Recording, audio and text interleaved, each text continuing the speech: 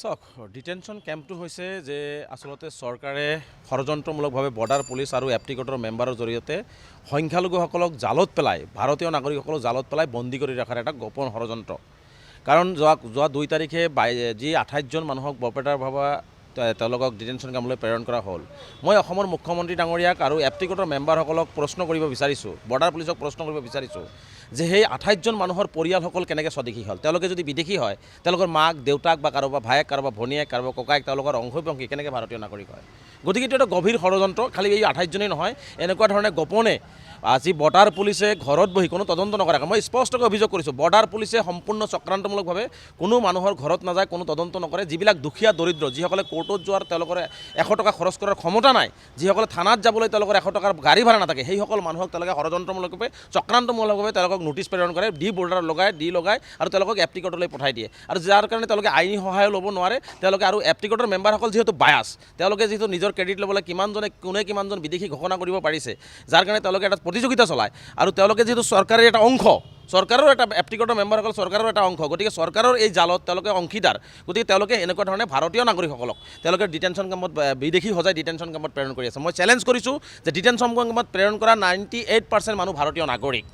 গতিকে স্পষ্টকৈ অভিযোগ কৰিছোঁ যে তেওঁলোকে ইতিমধ্যে বহু মানুহক আজি গুৱাহাটী মহামান্য হাইকোৰ্টেই হওক বা মহামান্য উচ্চতম ন্যায়ালয়ে তেওঁলোকক স্বদেশী বুলি ঘোষণা কৰিছে। এই যে মানুহখিনিক স্বদেশী বুলি হাইকোৰ্ট আৰু সুপ্ৰিম কোৰ্টে ঘোষণা কৰি আছে, তেনেহ'লে ইয়াৰ দায়িত্ব কোনে ল'ব? এওঁলোকক যি ইমান বছৰ বা তেওঁলোকৰ যে জীৱনটো ক্ষতি কৰিলে তাৰ দায়িত্ব কোনে ল'ব?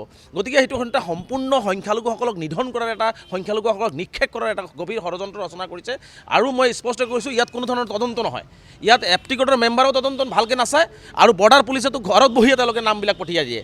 গতিকে এজন মানুহক ভালকৈ তদন্ত নকৰাকৈ তন্নতন্নকৈ নচোৱাকৈ তেওঁলোকক বিদেশী বনাই দিয়ে, কিন্তু তেওঁলোকৰ পৰিয়াল আজি স্বদেশী হৈ আছে।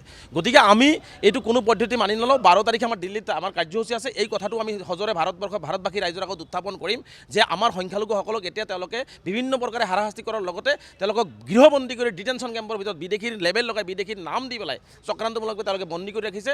এই কথাটো বন্ধ হ'ব লাগে আৰু তেওঁলোকক মুকলি আকাশৰ তলত আনিব লাগে। মই চেলেঞ্জ কৰিছোঁ মুখ্যমন্ত্ৰী ডাঙৰীয়াক, তেওঁলোকে যদি উচিত আইনী সাহায্য পায়, তেনেহ'লে প্ৰতিটো এপ্টিকটৰ মেম্বাৰৰ ডিচিশ্যন ভুল ডিচিশ্যন আছে বুলি প্ৰমাণিত হ'ব গুৱাহাটী হাইকোৰ্ট আৰু উচ্চতম ন্যায়ালয়ত।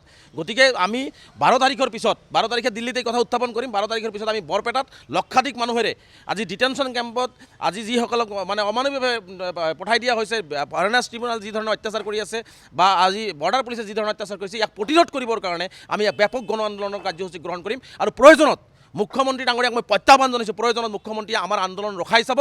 কাৰণ যদি এনেকুৱা ধৰণে ভাৰতীয় নাগৰিকসকলক ডিটেনশ্যন কেম্পত ষড়যন্ত্ৰমূলকভাৱে এপ্টিকটৰ মেম্বাৰ লগাই বৰ্ডাৰ পুলিচ লগাই যদি ষড়যন্ত্ৰমূলকভাৱে পঠাইয়ে থাকে, তেনেহ'লে আমি তেওঁলোকৰ পৰিয়ালসহ সংখ্যালঘু ৰাইজক আমি ডিটেনশ্যন চলযাত্ৰা আৰম্ভ কৰিম। ডিটেনশ্যন কেম্পত কিমান মানুহ অসমৰ মুখ্যমন্ত্ৰীয়ে ভৰাব পাৰে, কিমানজন মানুহক তেওঁলোকে ডিটেনশ্যন কেম্পত বন্দী কৰি ৰাখিব পাৰে, তাৰ কাৰণে মই মুখ্যমন্ত্ৰীক প্ৰত্যাহ্বান জনাই আমি ডিটেনশ্যন কেম্প চলযাত্ৰা আৰম্ভ কৰিম। আপোনালোকে এটা বস্তু আপোনালোকে লক্ষ্য কৰিছেনে, আজিলৈকে কোনো ধনিক শ্ৰেণীৰ মানুহক কোনো মানুহৰ আজিলৈকে তেওঁলোকৰ ভোটাৰ লগাই তেওঁলোকক এপ্টিকটত লৈ যাব দেখিছে নেকি? কিন্তু সাধাৰণ দুখীয়া শ্ৰেণীৰ মানুহৰ ওপৰত, কাৰণ তেওঁলোকে নামত মুছলমান আৰু তেওঁলোকে দৰিদ্ৰ।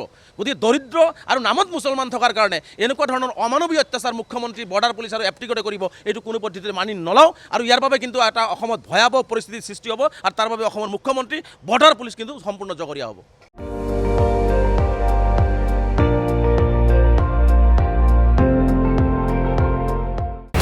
আপুনি চাই আছে ND24, সৰ্বশ্ৰেষ্ঠ নহয় সৰ্বোত্তমৰ দৌৰ।